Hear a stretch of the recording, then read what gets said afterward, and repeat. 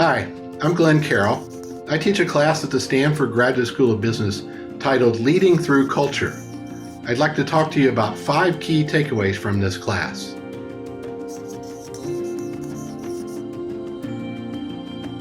In traditional management, the manager observes the worker, measures his output, coaches him, gives him feedback, and tells him how to do it better. In cultural management, you build the system, you trust the system, and you sit back and let it happen. The hardest times for a manager in a culturally managed system is in times of crisis, because in times of crisis, the impulse is always to grab the wheel and to try and direct things, to get in charge. But in a strong culture system, you just have to trust that the system's been built properly and that things are going to work out.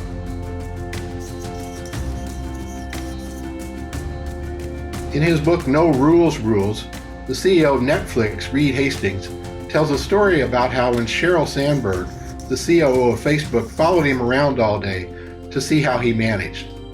At the end of the day, he quotes her as saying, "The amazing thing was to sit with you all day long and to see that you didn't make one decision." Reed smiled and said, "I felt great because that's exactly what we were aiming for."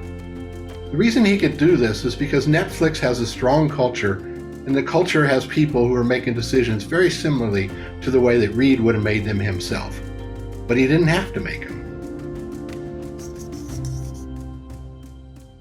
The third key takeaway is that you can build a strong culture around any set of beliefs, values, or practices. This is what organizational theorists call cultural content. And cultural content is irrelevant for whether you have a strong or weak culture. Don't believe it? Consider the fact that I could name examples of strong cultural organizations from businesses of all kinds: manufacturing, retail, service, finance, you name it. Religious cults, schools, terrorist cells, urban gangs, SWAT teams, military special forces. The content is irrelevant for whether the culture is strong or weak.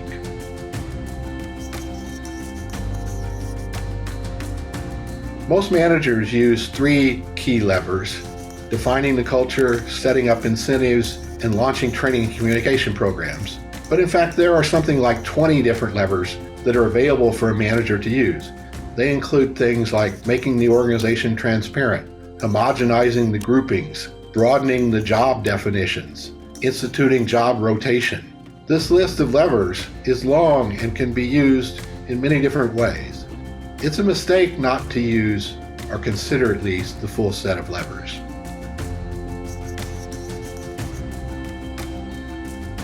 So the 5th key takeaway is about the most impactful managerial lever. It is culturally selective hiring. You can't always do it. You need to be hiring. You probably need to be growing.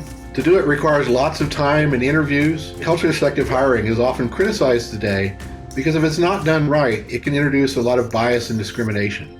Because when you select on cultural traits, you also get a lot of other things that are more homogeneous than you might like. The issue, though, can be resolved if done properly. And the important thing to remember is that culturally selective hiring works, and it is the most impactful thing to build a strong culture quickly and effectively.